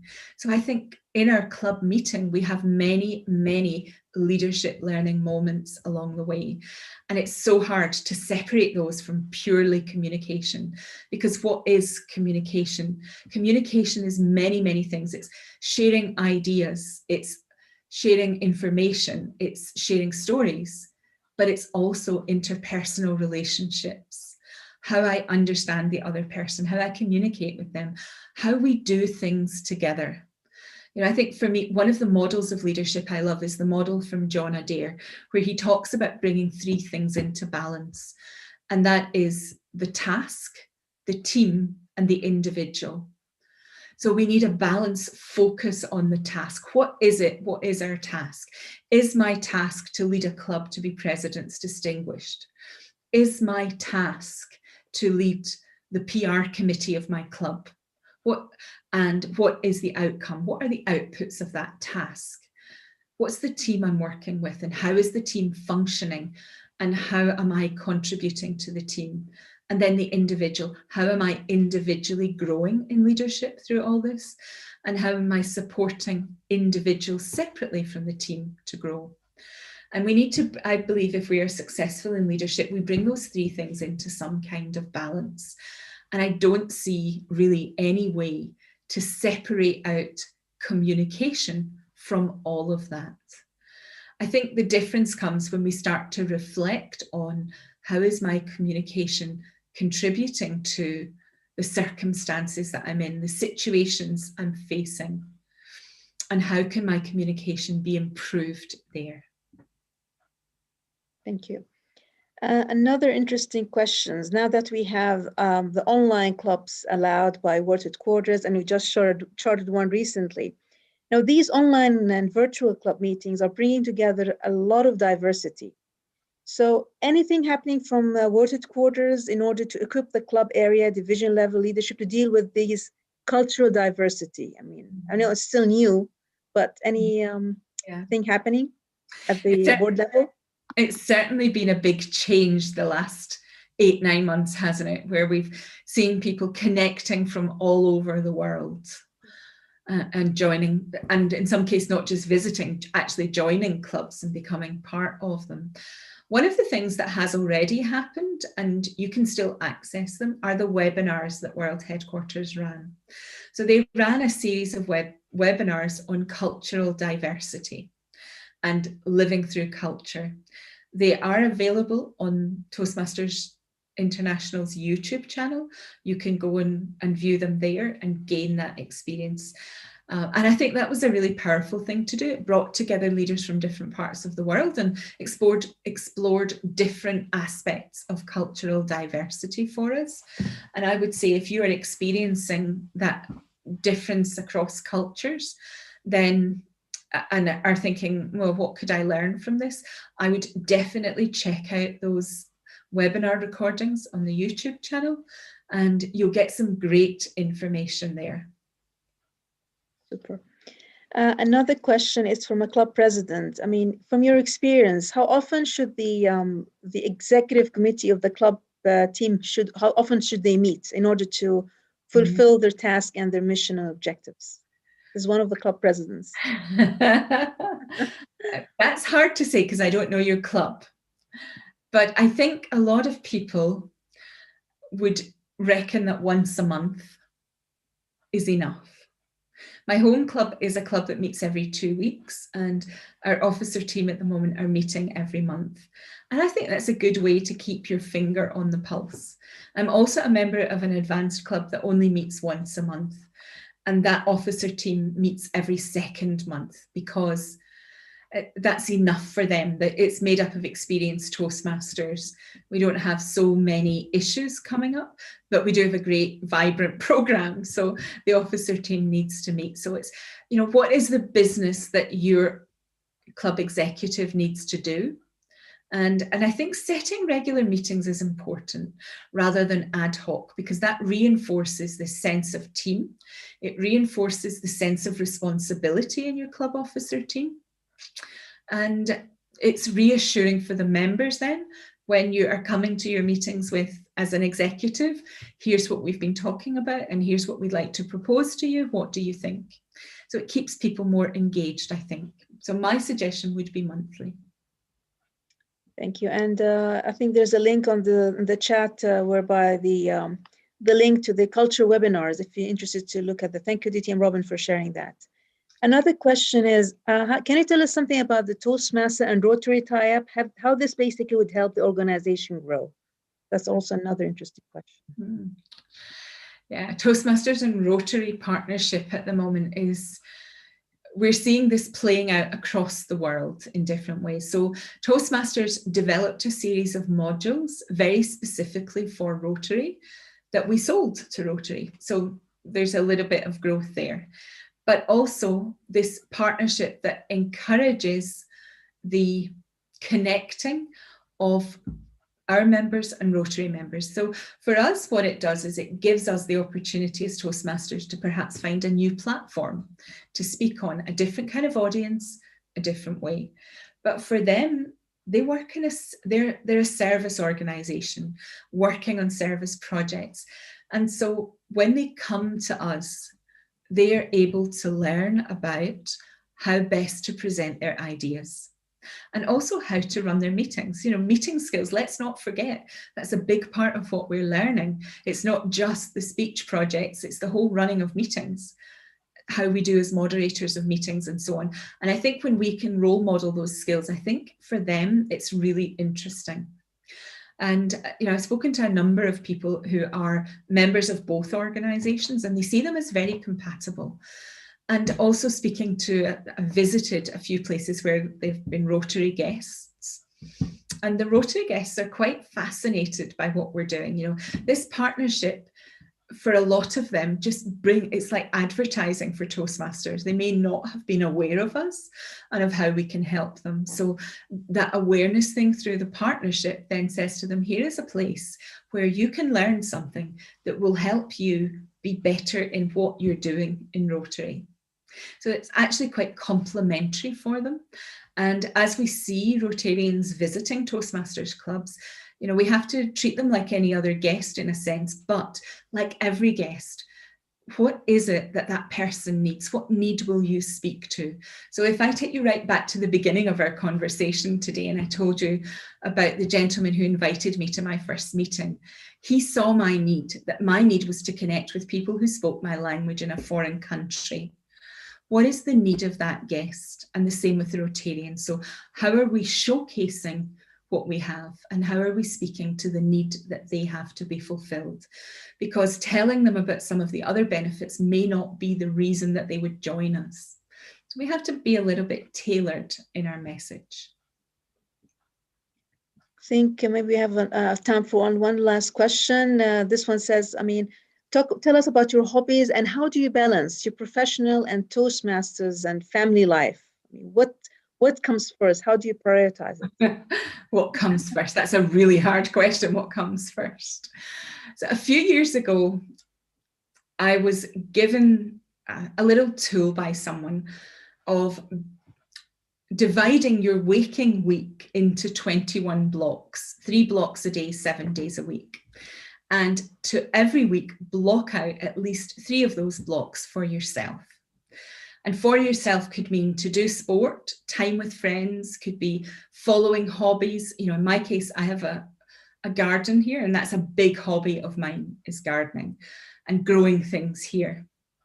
As well as I love to read and I love to travel, but that's a little bit difficult at the moment. So I'm having to invest more time in the garden, the reading, and in Yana, who has, it would appear, gone to sleep.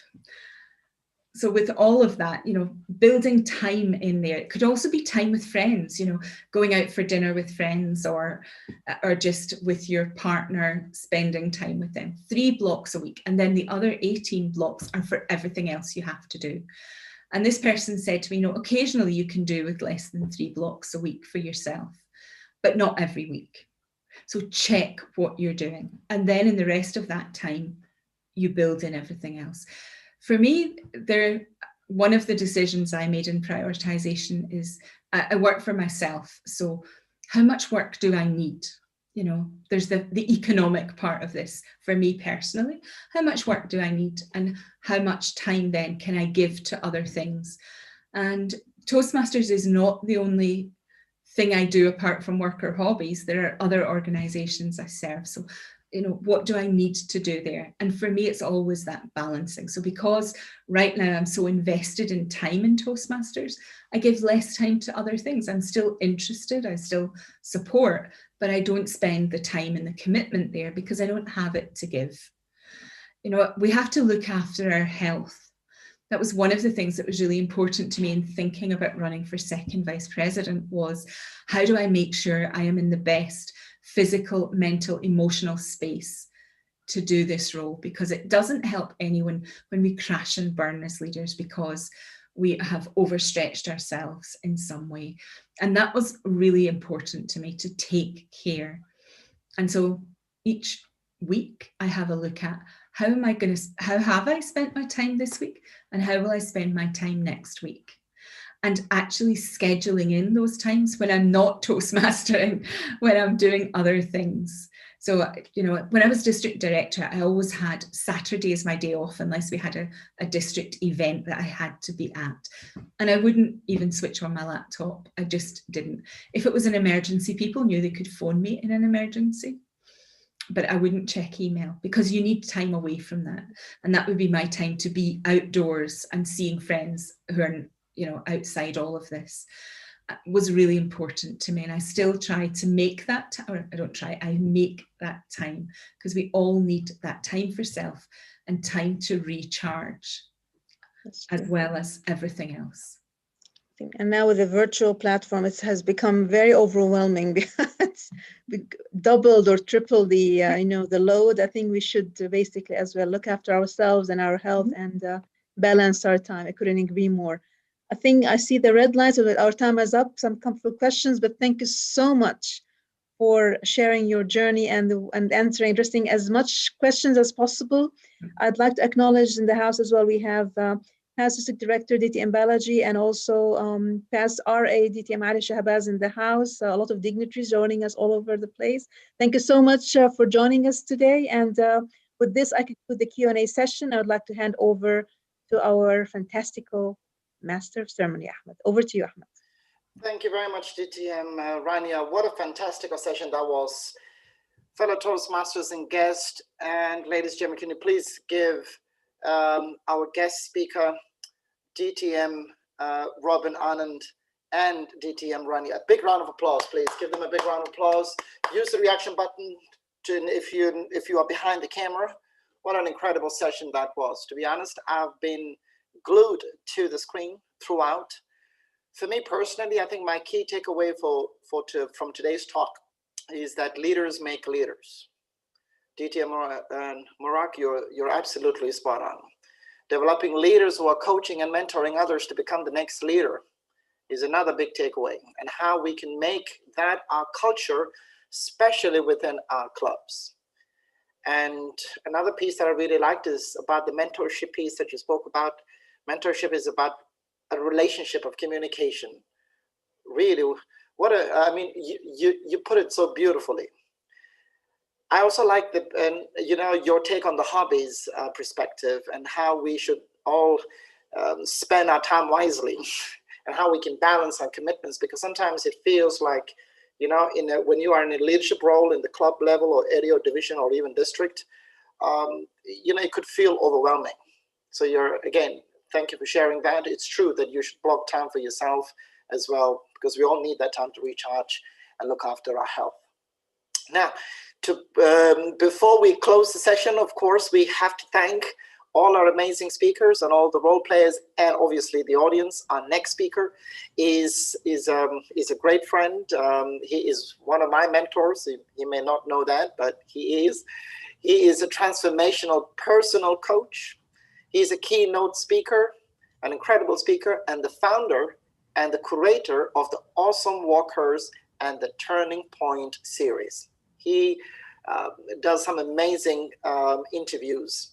He has been a Toastmaster for the past 6 years, and he's also the current president of the Podcasters Club, which has taken the world of Toastmaster by storm. It's a specialty club that focuses on podcasting, blogging, and moderating. He's also the current chair of the quality team in the District 105 Club Growth Team. Without any further ado, fellow Toastmasters and guests, please put your hands together. Please show some reaction to Toastmaster Samir GP for the vote of thanks. Thank you so much, Ahmed.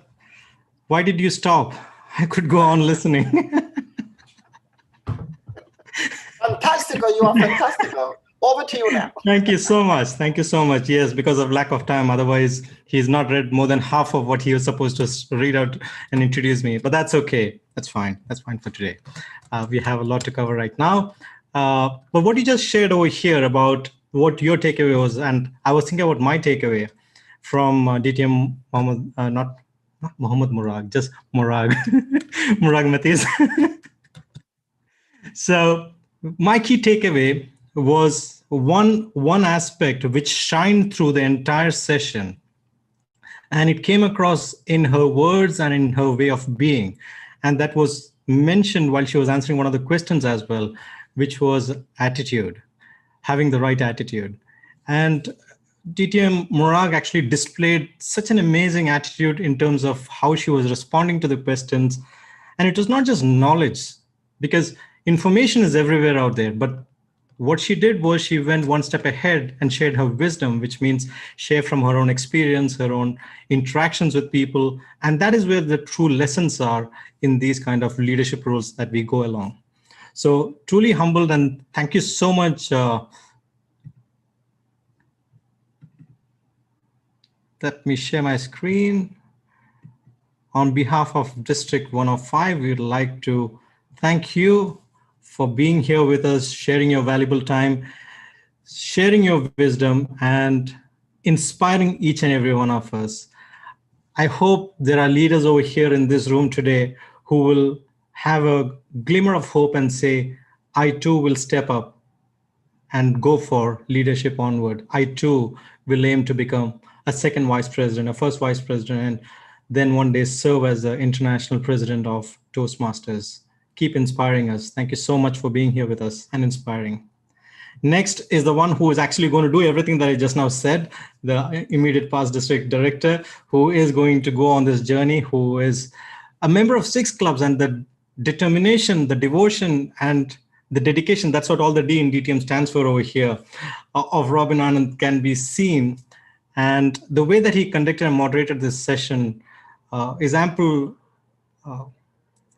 reason, justification, or I would say it demonstrates the kind of person and the space that he comes from. And asking right, insightful questions to bring out the wisdom in another is an art, and he's mastered it. So thank you so much for sharing your wisdom, for being a host moderator over here today and inspiring all of us.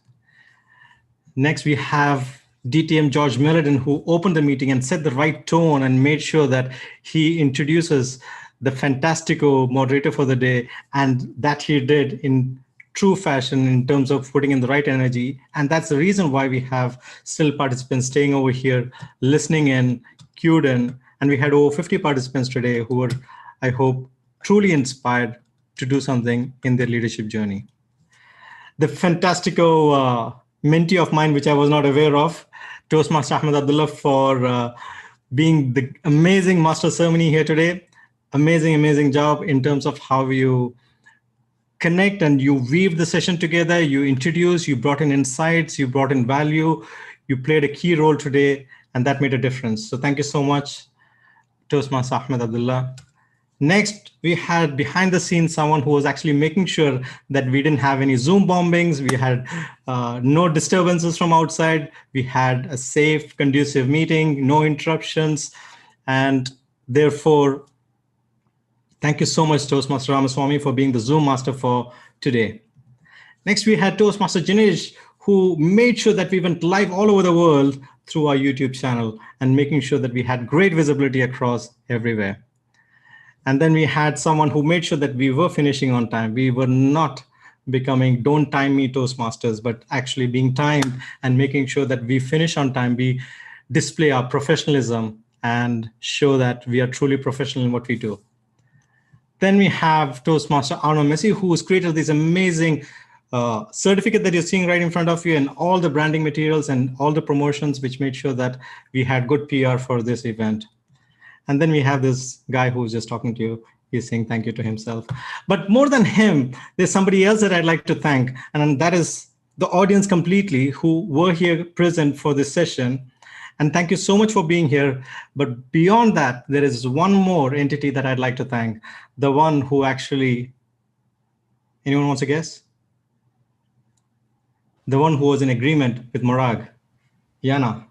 Thank you so much to Yana as well for being such a sport and interrupting in the right way, in the right manner, and making sure that whatever she said was reinforced for all of us to agree upon.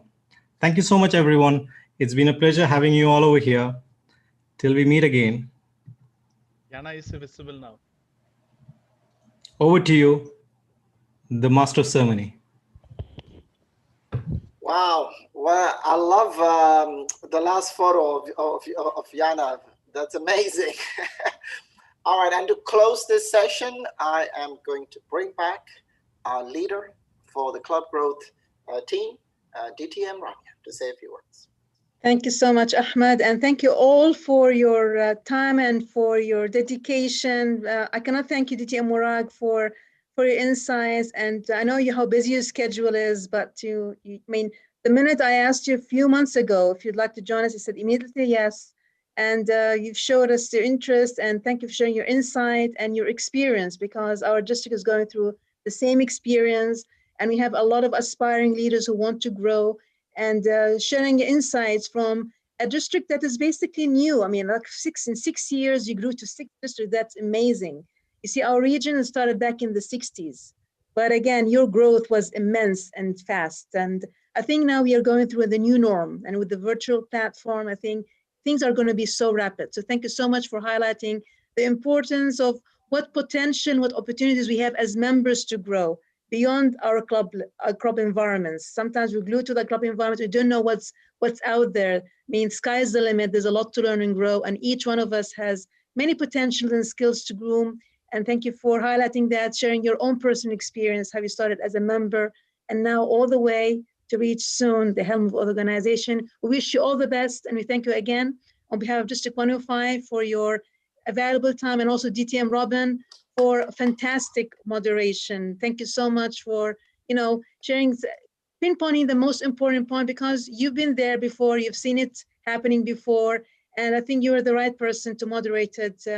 And since we're going all again through the Reformation, and I'd like to thank audience. We had immediate past international president Muhammad Murad, who's now our Reformation chair, and we're going through this, I wouldn't say critical, but to say interesting phase of the district. Let's put it that way. And I'm looking forward for fruitful discussions and bright future for all our members in the club. So again, on behalf of all the members of District 105 and the Club Growth team, thank you so much for your attendance. You can see the live, the recording on the YouTube channel, the District 105 YouTube channel.